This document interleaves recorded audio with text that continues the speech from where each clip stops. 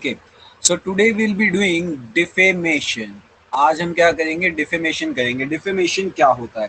देखो, every man has a right of reputation. भाई सबको ये राइट है, ये उसका बेसिक राइट है। क्या राइट है? राइट ऑफ रेपुटेशन, मतलब उसकी इज्जत मेंटेन करके रखी जाए, कहीं वो जाए तो उससे रिस्पेक्टफुली बात की जाए, या फिर बात नहीं कर रहे हैं तो एक डिग्निटी मेंटेन करके रखें, उसकी रेपुटेशन को हर्ट ना करें। ठीक है, अब सवाल ये आता है कि अगर रेपुटेशन हर्ट होती है तो फिर व्यक्ति जिसकी रेपुटेशन हर्ट हुई है वो क्या कर सकता है? तो उसकी हम यहाँ बात करने वाले हैं। लॉ ऑफ टॉर्ट्स बात करता है डिफेमेशन की, and defamation is also a form of tort. Defamation ये क्रिमिनल लॉ में भी है और ये सिविल क्राइम का भी पार्ट है। So civil as well as criminal. अगर मैं क्रिमिनल की बात करूं, आईपीसी, तो आईपीसी में ये सेक्शन 499 से गवर्न होता है। Whereas law of torts की मैं बात करूं तो लॉ ऑफ टॉर्ट्स में डिफेमेशन एक सिविल रॉन्ग है। ठीक है, सो डिफेमेशन की अगर मैं बात करूं, so as I told you, every man has a right of reputation. Defamation में क्या होता है? It is a tort, it is a tort which injures, it is a tort which injures reputation, which injures reputation without justification, without justification or lawful excuse। भाई बिना किसी lawful excuse के, बिना किसी जस्टिफिकेशन के किसी व्यक्ति की रेपुटेशन को हर्ट करना, उसको हानि पहुंचाना, by exposing a person, by exposing a person to hatred, contempt or ridicule and is therefore actionable। मतलब क्या हुआ भाई? बिना किसी लॉफुल जस्टिफिकेशन के किसी व्यक्ति की छवि खराब करना, उसके प्रति हेट्रेड आप क्रिएट करो, कंटेम्प्ट करो, या फिर उसको किसी भी वे में उसकी रेपुटेशन को आप हानि पहुंचाओ, so this is something which is actionable और ये टॉर्ट के अंदर आ जाएगा। ठीक है, अब इसका मैं एग्जांपल आपको एक रीसेंट एग्जांपल देता हूं। अरविंद केजरीवाल ने एक आरोप लगाया था अरुण जेटली के ऊपर, और ये कहा था कि अरुण जेटली ने डीडीसीए में घोटाला किया है। अब इससे क्या हुआ कि अरुण जेटली की कहीं ना कहीं छवि खराब हो गई लोगों के बीच में। अरुण जेटली जो अपने आप को पोर्ट्रे करते थे कि मैं एक बहुत ईमानदार नेता हूं, इससे क्या हुआ, लोगों के बीच में छवि खराब हुई और लोग ये समझने लग गए कि भाई ये भी एक भ्रष्टाचारी नेता है और इसने भी कहीं ना कहीं डीडीसी में भ्रष्टाचार किया होगा।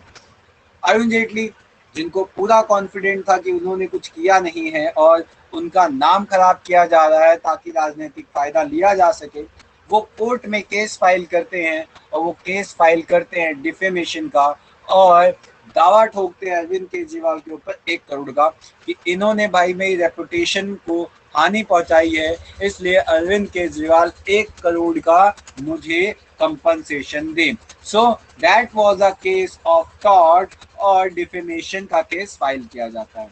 अब इसमें अरविंद केजरीवाल प्रूव नहीं कर पाते कि भाई उन्होंने डीडीसीए में घोटाला किया था, सो कोर्ट उनके अगेंस्ट में फैसला सुनाने की ओर जाती है, लेकिन अरविंद केजरीवाल कोर्ट में माफी मांग लेते हैं और अरुण जेटली से माफी मांग लेते हैं, तो मामला खत्म हो जाता है। सो ये एक लाइव एग्जांपल है डिफेमेशन का।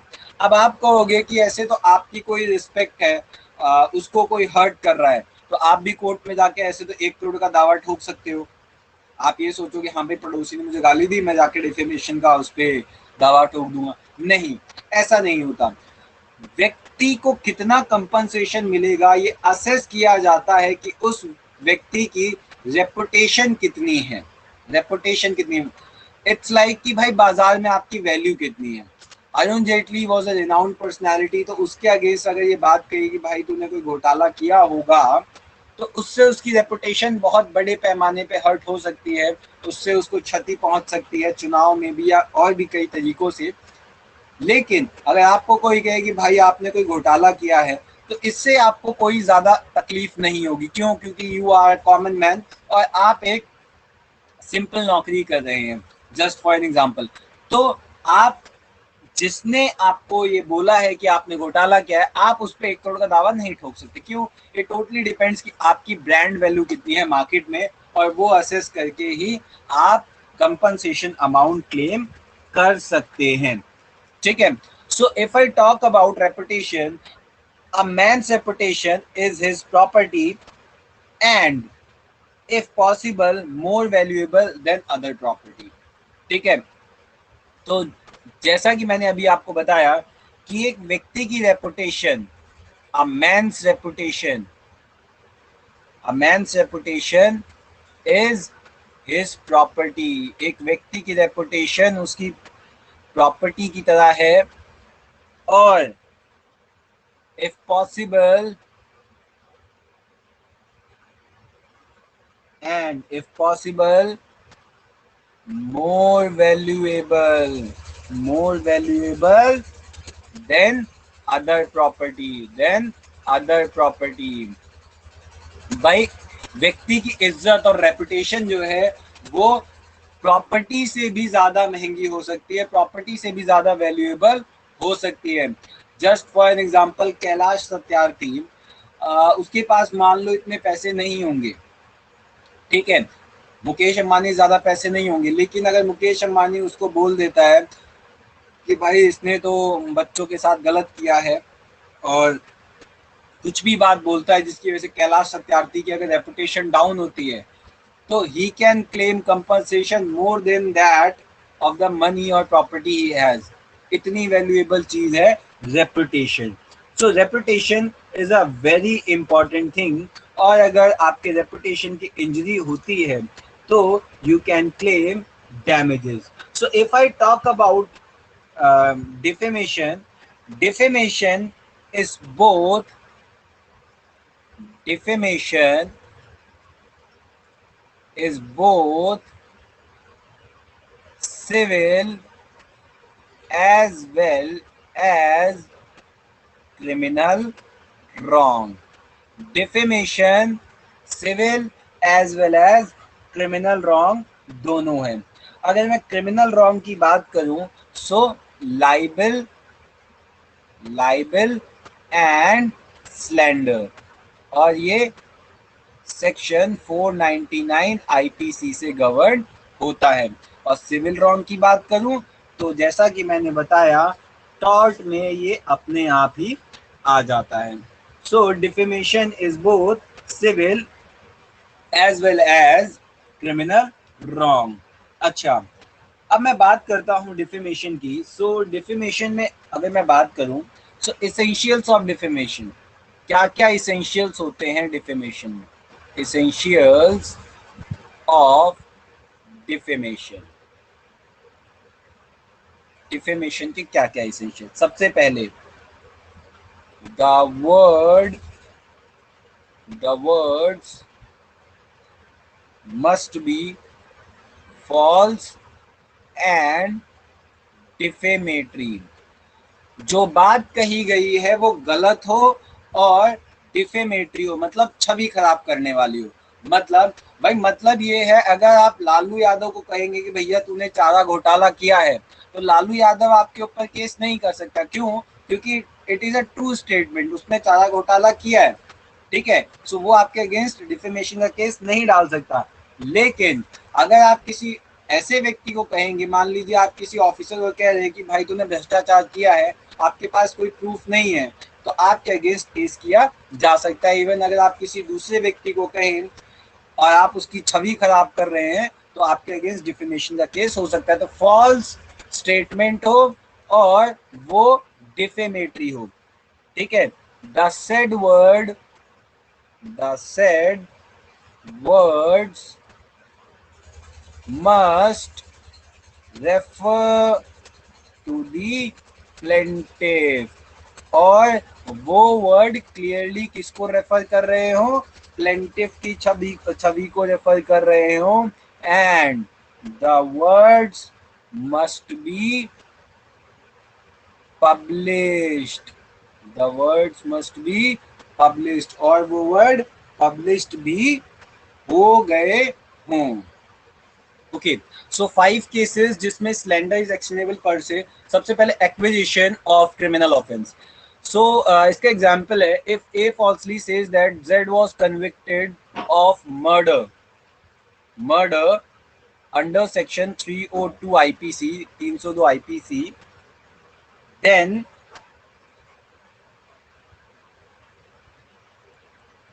it is actionable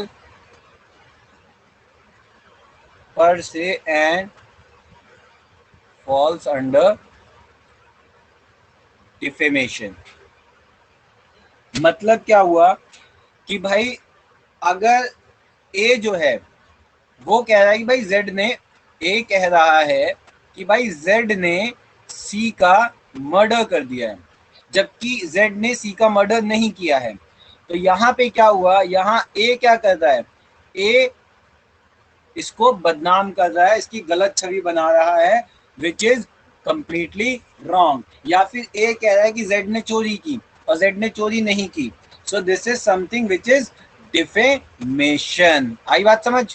second one, acquisition of virulent disease.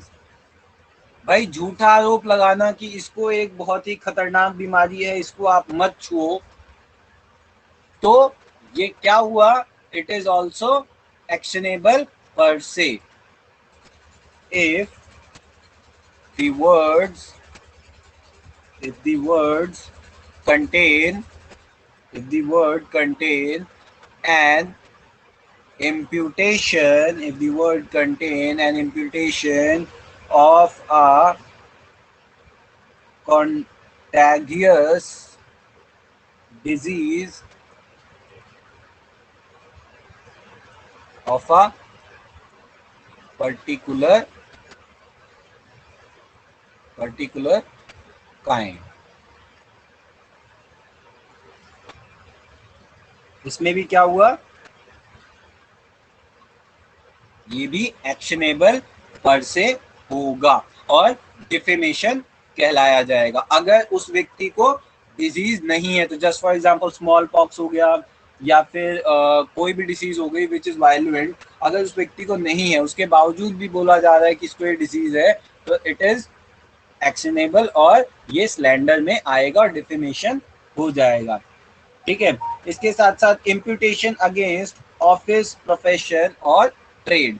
okay. इसका एग्जाम्पल लिख लीजिए, मैं डीप में नहीं जाऊंगा।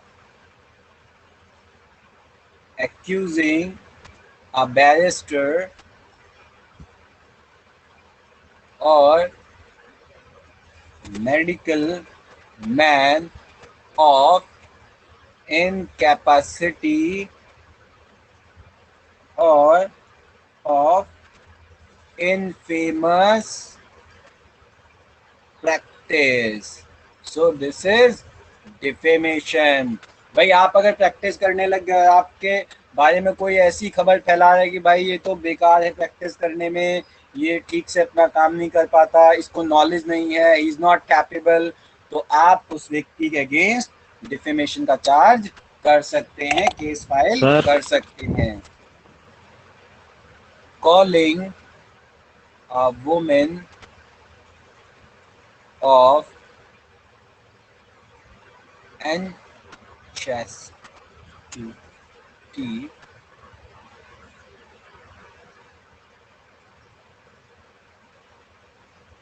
or calling a woman of unchastity or adulterous is defamatory। इसके साथ साथ even calling a woman a lesbian amounts to defamation. Okay, calling a woman a lesbian amounts to defamatory.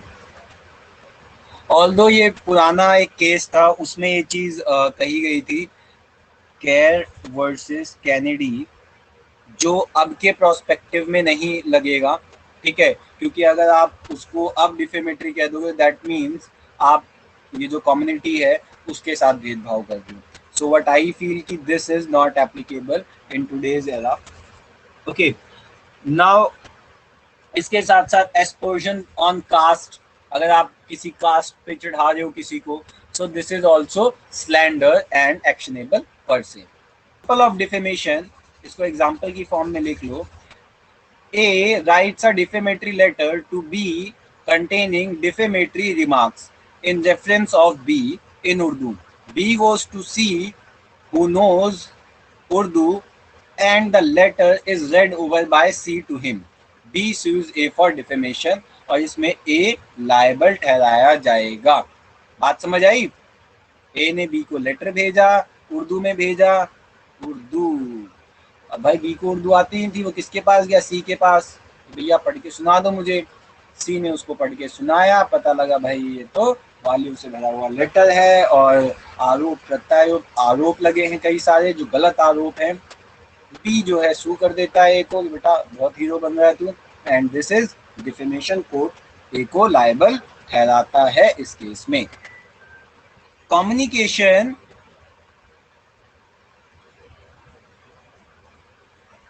to third person is important.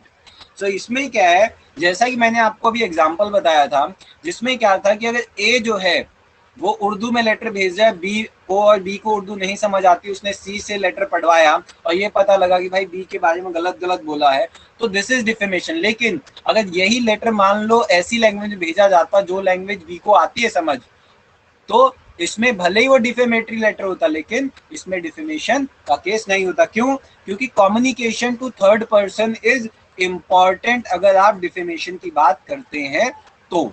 ठीक है, करते हैं defences इन defamation. Defences इन defamation, defamation में क्या क्या डिफेंसेस हो सकते हैं? सबसे पहला डिफेंस जस्टिफिकेशन और ट्रुथ. जस्टिफिकेशन और ट्रुथ, भाई जो आप बोल रहे हो जस्टिफाइड हो, ट्रू हो. जैसे फॉर एग्जांपल मीडिया चैनल्स जो स्टिंग ऑपरेशन करते हैं जिसमें पकड़े जाते हैं लोग, तो जस्टिफाइड होता है, ट्रू होता है. ठीक है, इसलिए उनके अगेंस्ट डिफेमेशन नहीं होता. फेयर कमेंट, भाई फेयर कमेंट होना चाहिए, सही कमेंट होना चाहिए, उल्टा सीधा नहीं होना चाहिए, तो डिफेमेशन का केस नहीं होगा. और प्रिविलेज, आपको प्रिविलेज मिली हो, या तो एब्सोल्यूट प्रिविलेज हो आपके पास और क्वालिफाइड. क्वालिफाइड मतलब या तो विद सम कंडीशन प्रिविलेज हो, जैसे पार्लियामेंट्री प्रिविलेज होती है. सो ये कुछ डिफेंसेस हैं फॉर डिफेमेशन. ठीक है, जैसे जस्टिफिकेशन मीडिया चैनल कह सकता है भाई हमने स्टिंग ऑपरेशन किया और ये ट्रू न्यूज है जो भी है. फेयर कमेंट कि भाई सही कमेंट किया गया है, ये जो आरोपी है इसको चार्ज किया गया है, इसको इस सेक्शन में चार्ज किया गया है और इसने कैसे कैसे काम किया है ये पूरी रिपोर्ट में आ रही है और फेयर कमेंट आपने किया, डिफेमेटरी नहीं है. प्रिविलेज एब्सोल्यूट या क्वालिफाइड, भाई अगर आपने सदन में किसी सरकार की बुराई की है तो आपके प्रिविलेज है कि भाई ये प्रिविलेज है मेरे पास, पार्लियामेंट्री प्रिविलेज, इसलिए मैंने बुराई की है. अब मुझे ये बताओ which article of Indian constitution talks about parliamentary privilege? चलो मेरे को बाद में बताना सोच के. ठीक है, तो पूरी बात हुई डिफेमेशन की. ठीक है, समझ आया यहाँ तक पूरा?